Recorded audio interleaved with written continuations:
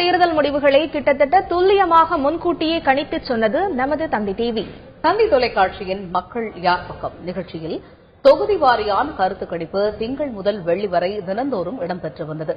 தேர்தலுக்கு முந்தைய தந்தி டிவியின் இறுதி கருத்து கணிப்பு அதிமுக கூட்டணிக்கு 102 இடங்கள் கிடைக்கும் எனவும் திமுக கூட்டணிக்கு 79 இடங்கள் கிடைக்கும் என்றும் தெரிவித்திருந்தது. தேர்தலுக்கு பிந்தைய கருத்து கணிப்பு அதிமுகவுக்கு 111 இடங்களும் திமுகவுக்கு 99 இடங்களும் கிடைக்கும் என தெரிவித்திருந்தது. இந்நிலையில் நேற்று தேர்தல் முடிவு வெளியானது.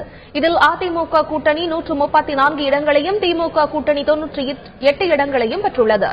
தந்தி டிவியின் இந்த முடிவுக்கு நெருக்கமான கணிப்பை முன்கூட்டியே வெளியிட்டிருந்தது.